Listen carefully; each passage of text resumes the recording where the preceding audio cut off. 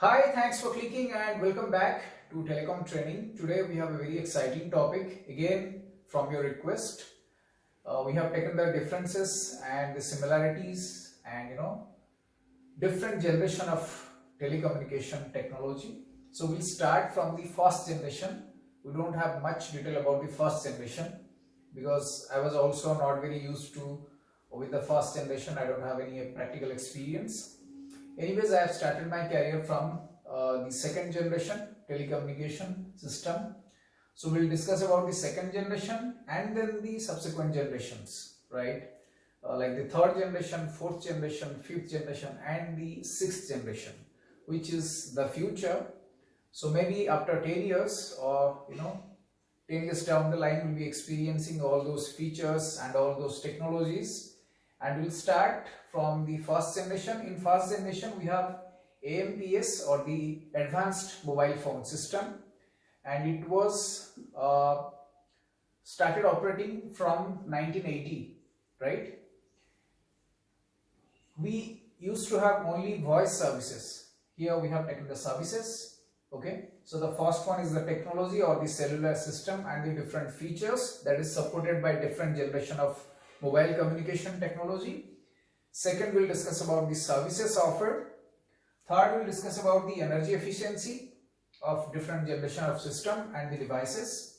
Then the spectral efficiency in different generation of mobile communication system. Mobility supported. Area traffic capacity per meter square. What was the capacity offered by different generations? Then devices per kilometer square. Within 1 square kilometer, how much devices can be connected to the network. And then moving forward, we'll also discuss about the latency and the throughput. Okay, so we have taken this 7 KPIs. Okay, and we have also taken the features and the services offered by different generation of telecommunication technology, right? So we'll start from the first generation. We discussed about the AMPS, came in 1980. It was offering only voice services. Moving forward, second generation or the GSM Edge or the CDMA Edge, wherein we used to have systems like GSM, later on we came with GPRS, General Packet Radio Services.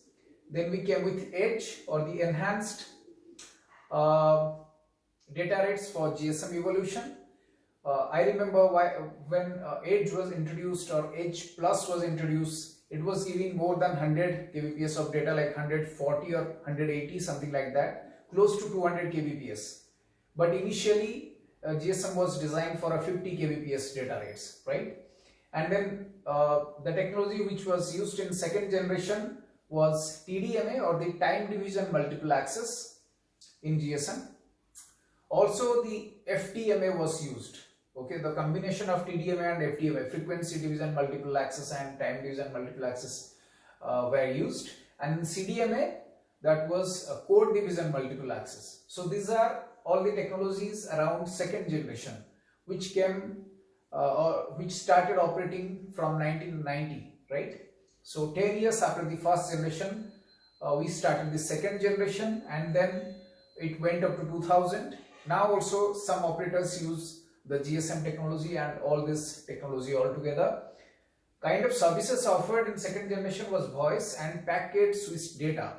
The general packet radio services was offered. So along with the voice, we used to send SMS and some little bit of data services. Okay, VAS services was introduced in second generation. The kind of energy efficiency was not very good that time. Okay, so mobile phones do not use that kind of energy efficiency kind of features, or the power control was not very active that time. So we have taken 0.01x. So if we compare with LT network, it was you can say 100 times slower. Like in LT, we can experience a battery life of 10 to 15 years for certain kind of services, or at least 5 to 10 years. But earlier it was not, the devices were not that much energy efficient. Then in the subsequent generation and the next generation, that is the third generation which came in 2000, We have technologies like UMTS, okay, Universal Mobile Telephone System or Telecommunication System. Then CDMA 2000, the next generation of CDMA 2000, which subsequently gave birth to services like EBDO, EBDV, right, in CDMA. And then WCDMA, of course, wideband code division multiple access, okay. So these are certain technology which came in the next generation. And then the kind of services we used to get was, of course, the packet switch data, low-end data, and then broadband, okay, and then digital services. Because in third generation in 3G, we came up the new technologies like HSDPA, HSUPA, okay, hybrid downlink packet access and hybrid downlink uplink packet access, and also HSPA and HSPA plus. So all these things are not written here, but those things came in a later stage. So initially it started from 2000, and initially these were the services which were offered in third generation communication technologies and systems. Energy efficiency was 10 times better than the previous generation, and also the spectral efficiency was much better. We have not taken spectral efficiency in the earlier generations because that time it was we don't have more focus on the spectral efficiency part or the energy efficiency part, because we were just evolving with the new kind of devices and we are experimenting the features in the devices. So in third generation onwards, we started exploring and actually working on the energy efficiency side and also the spectral efficiency side. So it is improved comparing with the second generation. 0.6x is the spectral efficiency, and 0.1, 10 times better than the second generation was the energy efficiency of the devices, okay, and also the network. Next one is the fourth generation, which came in 2010. People started deploying network in 2010, and then the technology which was used or the features we used in LTE network or 4G network. 4G was also referred as LTE or the long-term evolution.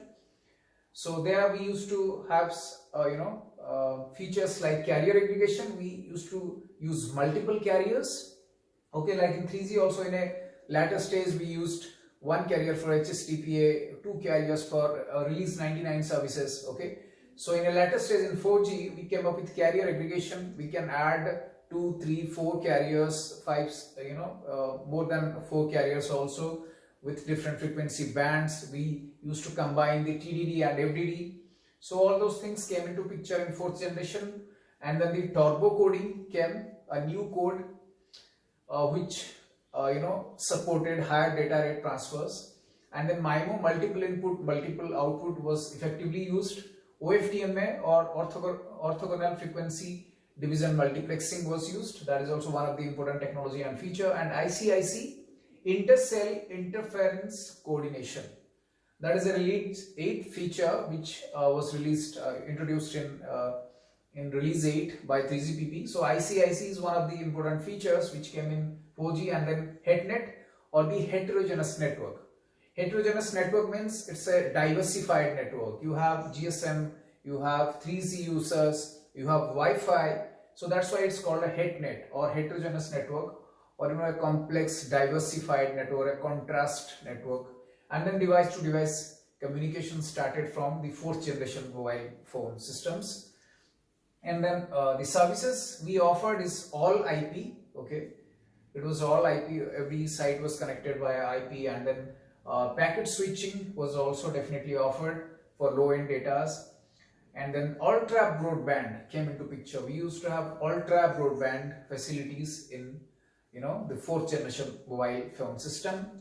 Now we are at the fifth generation. Many countries in the world, they have already launched their 5G or the fifth generation mobile communication system. They have made it commercial also.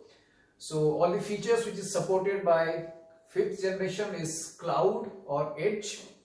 We used to have this cloud setup, everything is in cloud, and edge computing is also used. LDPC and Polar codes, new set of codes introduced for synchronization and data transfer in fifth generation mobile communication system.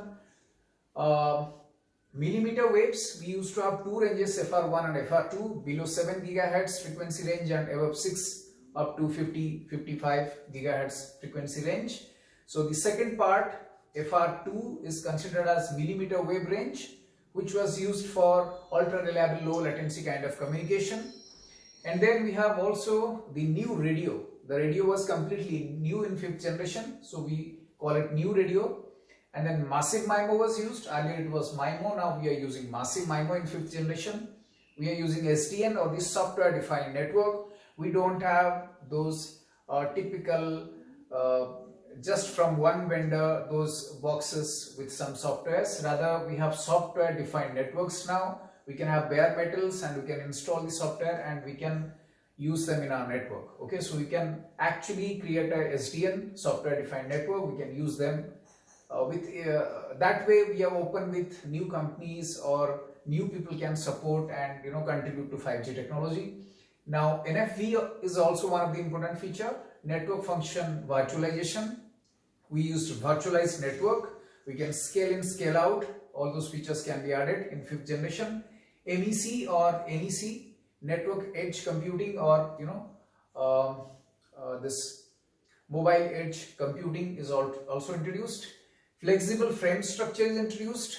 In earlier generation, in 4th generation, we used to have specific frequency type, like it was 15 kilohertz of carrier spacing. But in 5G NR, we used to have diversified frame structure. In the same frame structure, we used to have multiple type of frequency ranges: 15 kilohertz, 30 kilohertz, 60 kilohertz, 120 kilohertz, 240 kilohertz.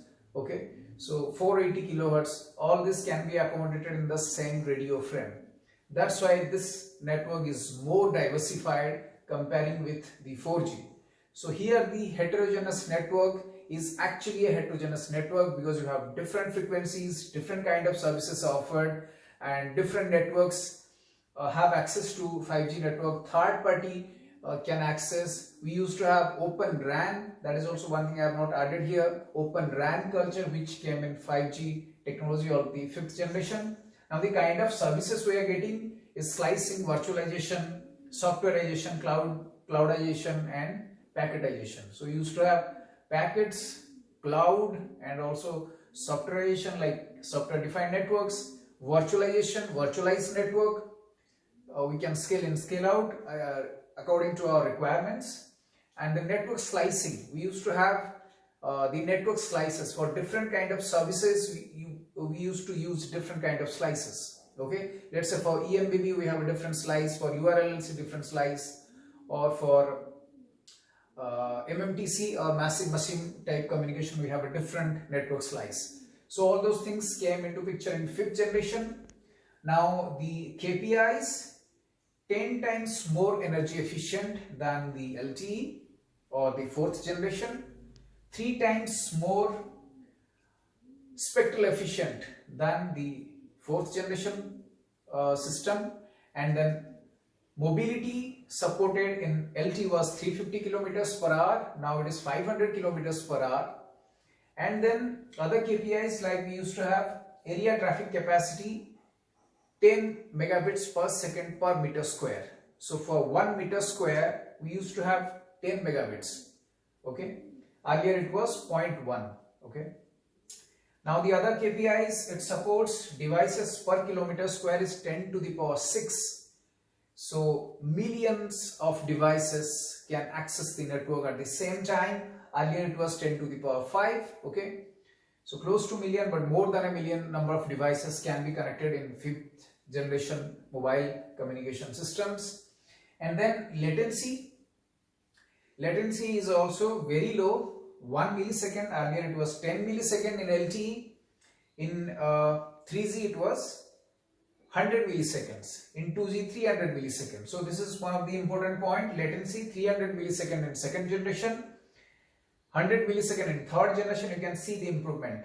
Now 10 millisecond only in LTE, you can experience that. I'm sure you are experiencing the LTE network and the speed of the network via your network operators. Now in 5th generation, we are going to experience less than 1 millisecond of latency. So you can just imagine how much faster the network is going to be in future. And then the last one, the throughput, we started with 50 kbps and the packet switch data services from second generation. We improved up to 21 mbps. In a later stage, actually with release 99, it was 300 to 400 kbps. Then it went up to 21 mbps is a HSTP, HSUPA feature. And then moving forward in HSPA plus, we could reach up to, with carrier aggregation and all those things, we could reach up to 84 mbps also, which I have not mentioned here. I have taken the standard one. In LTE, we started with 100 mbps downlink throughput, and we improved up to 20 gbps. Can you just imagine the improvement? Okay, so from 100 mbps to 20 gbps throughput, downlink throughput in 5th generation network. Now let's talk about the future. By 2030, we'll be expecting the 6th generation, which is a very intelligent network, and it comes with certain technology like terahertz communication. Like here we used to have millimeter wave communication, here it is terahertz communication. AI RAM, AI core, possibly everything is operated within intelligence. It's a self-operating system, fully self-operating system. That's why artificially intelligent RAN and core are used. And then fog computing, earlier we used to have cloud and edge computing. In future we used to use fog computing. Okay.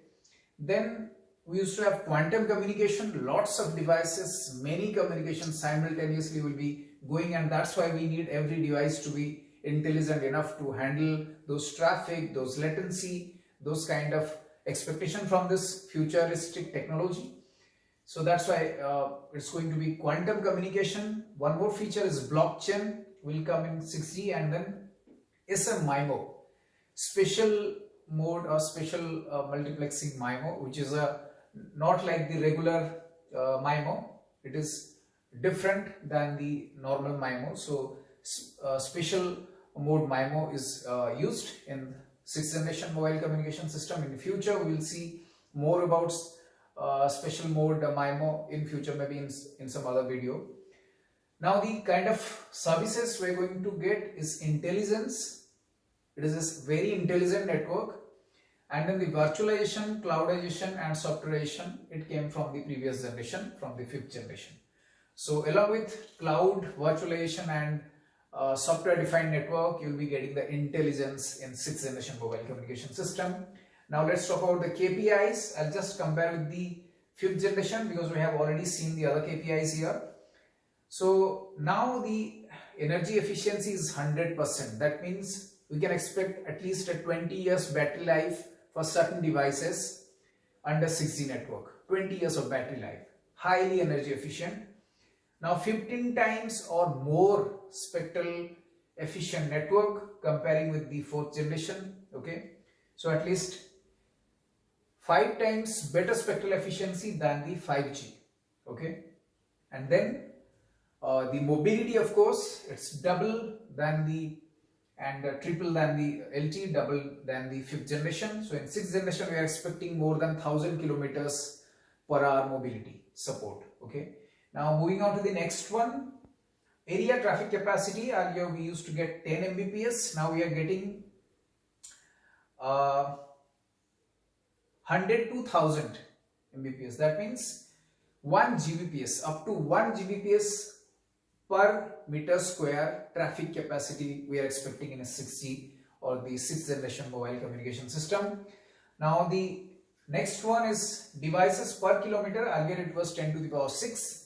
Now it is going to be 10 to the power 7. Number of devices can be connected to the network simultaneously under 1 kilometer square. Now the latency is less than 0.1 millisecond. In 5th generation, we used to have latency less than 1 millisecond. Now it is going up to less than 0.1 millisecond. Okay, so it is going to some microsecond, some nanosecond level of latency. That kind of speed we can expect from the 6th generation network 10 years down the line. Now the last one, the throughput, is as good as or better than 1 Tbps, 1 terabits per second, which is absolutely amazing and huge in terms of capacity in downlink. So I think this video really helps, and someone who has not worked in 2G also, at least you get to know the features and the services offered and a detailed comparison about all the generation of communication technology, starting from the first generation AMPS till the sixth generation intelligent network or the virtualized network or the cloudified network. So I think we discussed most of the things in the video.